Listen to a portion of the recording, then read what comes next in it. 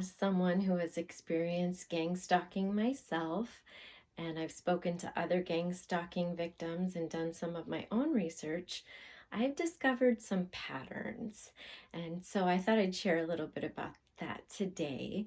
One thing I have identified is those who are targeted are generally individuals who have been othered in their community, whether they have different views or a different lifestyle than what's considered to be acceptable in the area that they live or in that culture, what's the norm. Or it could be someone who is a witness to a crime or a certain level of corruption that if that targeted individual were to speak out, it could dismantle an institution or a person of power or organization.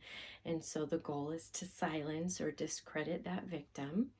That victim could also be the heir of something of value. So those who want to take it from that targeted individual will be attacking them and trying to destabilize them in order to justify taking from them. And one thing I've noticed is that gang stalking can be very organized. It's a scheme. There's co-conspirators, and they have plots and plans to try to entrap the victim, to try to destabilize the victim, to discredit the victim. And the way this is done by the gang stalkers is to attack the hierarchy of human needs. So back here, I have Maslow's hierarchy of needs, my little makeshift board here. And I just wanted to touch on how you can somewhat determine the depth of the corruption involved in a gang stalking case by how deep the attacks go on the hierarchy of that human need or the targeted individual's needs. So for example, we all have basic physiological needs, our human needs for shelter, sleep, air, water, food, clothing.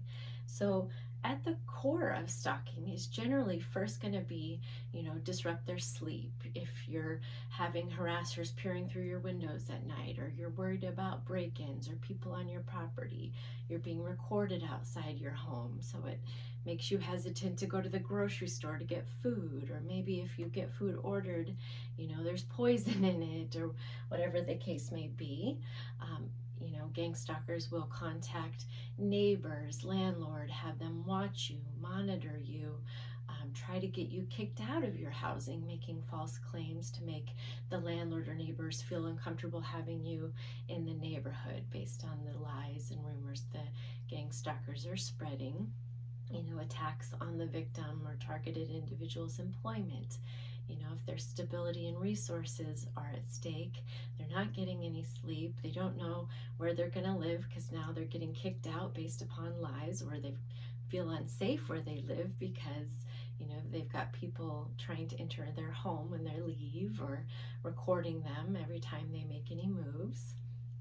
Then this core need is going to distract a victim so much trying to stay stable that it becomes much easier for those targeting to get away with whatever they're doing, whether it be theft or corruption, to keep the victim so distracted and in a state of survival and crisis by attacking these areas of their life.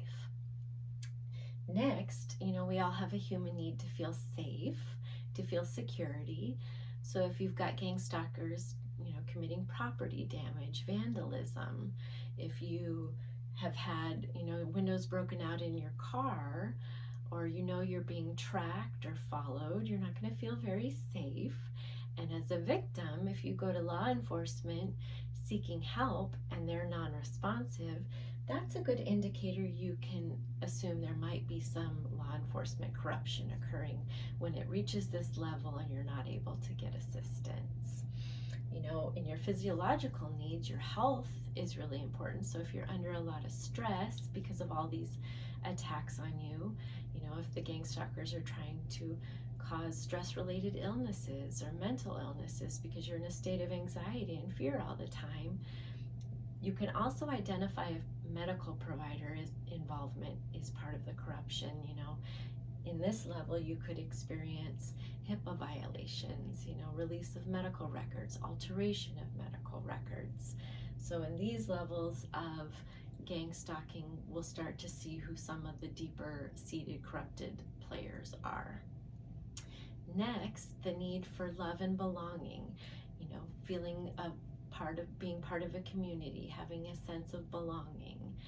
The gang stalkers are going to reach out to friends, to family. They're going to try to isolate you from any kind of support so you feel alone, that you have no one to turn to for help.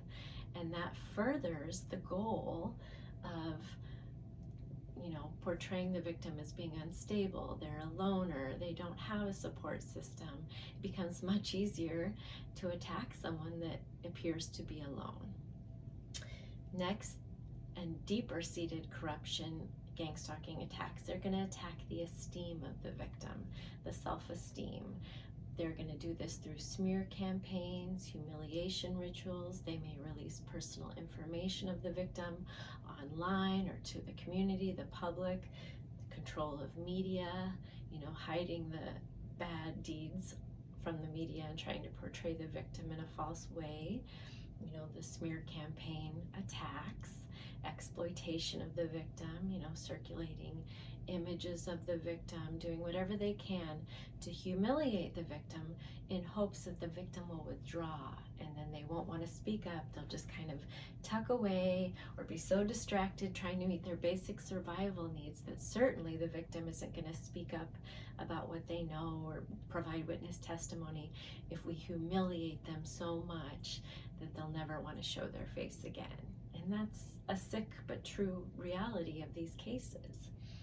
And lastly, self-actualization. So we all have human need to make goals and have dreams and pursue higher level careers and, to purchase a home or whatever the goal may be. It becomes next to impossible for a victim to focus on anything moving forward in their life in this level if they're down here worrying about, where am I going to sleep? What am I going to eat? Is somebody going to break into my house if I go to a doctor appointment or to the grocery store? Is my car safe to drive or has it been tampered with? Have I been fired from my job or am I going to get fired because people keep contacting my employer? The gang stalkers are spreading so many rumors about me that people in the community I don't know are being assaultive toward me verbally or making me feel unsafe in public. The targeting of the individual, the gang stalking, really is to cause all this chaos, this disrupt, this destabilization of the victim's life, so they can then in turn say, look, this victim's not stable. You shouldn't believe anything they have to say. They should be excluded from providing testimony or input on the matter. They certainly shouldn't be allowed to have, their inheritance or, whatever the case may be. And you can tell by the level of attacks who the players are when it comes to corruption. Down here it could be medical providers, law enforcement, it could be attorneys.